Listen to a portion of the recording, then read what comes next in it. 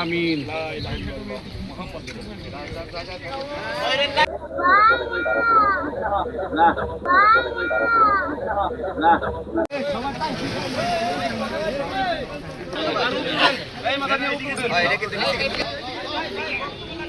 এই নদী ভাঙনে নিঃস্ব হয়ে যেতে হয়। আপনারা জানেন, আগুনে পড়লেও কিছু থেকে যায়, কিন্তু নদীতে কিছু রেখে যায় না। এই যে দুর্বিষহ জীবন, এই জীবন থেকে তাদেরকে মুক্ত করার জন্য আপনাদের এই জেলায় দায়িত্বপ্রাপ্ত পানি উন্নয়ন বোর্ডের ইঞ্জিনিয়ার সাহেবের ঐকান্তিক ইচ্ছা এবং আমাদের বিপ্লবী প্রধানমন্ত্রী যিনি তারেক রহমান, যিনি এই বাংলাদেশটাকে আগামীতে সুন্দর এবং সফল দেশ হিসাবে গড়ে তোলার প্রত্যয় নিয়ে প্রধানমন্ত্রীর দায়িত্ব নিয়েছেন, উনি সার্বক্ষণিক এই প্রান্তিক এলাকার মানুষের দুর্দশার কথা ভাবেন, চিন্তা করেন। যে কারণে উনি দ্রুত সময়ের মধ্যে ইতিপূর্বে একাধিক মন্ত্রী এবং সরকারি কর্মকর্তাদের পাঠিয়ে এই ভাঙন এলাকা জরিপ করে অল্প সময়ের মধ্যে জিও ব্যাগ ফেলে এই দুর্দশাগ্রস্ত মানুষের ক্ষতিটাকে আপাতত সাময়িক তাদের সম্পদ, মাথা গোজার এক টুকরো জমি ঘর রক্ষা করার জন্য উনি নির্দেশ দিয়েছেন।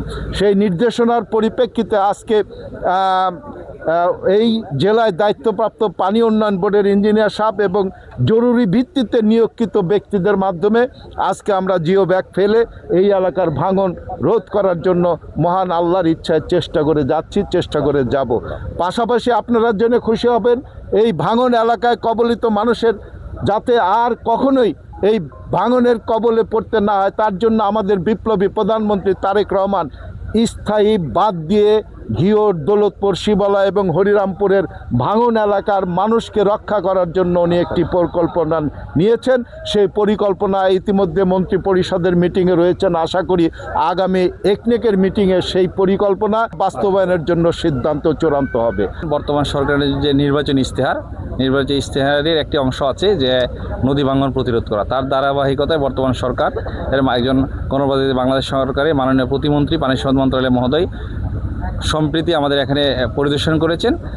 তাহার নির্দেশনায় এবং আমাদের এই বর্তমান মাননীয় সংসদ সদস্য তাহার একান্ত প্রচেষ্টায় সেই নদী ভাঙন রোধে আমরা আজকে কাজটি শুরু করলাম। দাঁড়িয়ে আছি সেটা হচ্ছে বরুরিয়া গ্রাম। এই গ্রামটা পুরোটা হচ্ছে 350 মিটার। সেই 350 মিটারেই আমাদের নদী ভাঙন রোধে এই বর্ষা যেন ক্ষতিগ্রস্ত নয় সেজন্য আমরা উদ্যোগ গ্রহণ করেছি এবং আজকে থেকে কাজটি শুরু হয়েছে। তার পাশাপাশি যে একটা প্লান্ট আছে বিদ্যুতের, সেখানে আমরা কাজ শুরু করব। তাছাড়া যেখানে অতি ঝুঁকিপূর্ণ স্থানগুলো থাকবে এবং যেখানে আমরা মনে করব যে সরকারের স্বার্থ সংশ্লিষ্ট রয়েছে, মানুষের জীবনযাত্রার ব্যাহত হওয়ার সম্ভাবনা আছে, সেই জায়গাগুলোতে আমরা সরকারের নির্দেশে জিও টিউব এবং জিবিকের মাধ্যমে আমরা কাজ করব।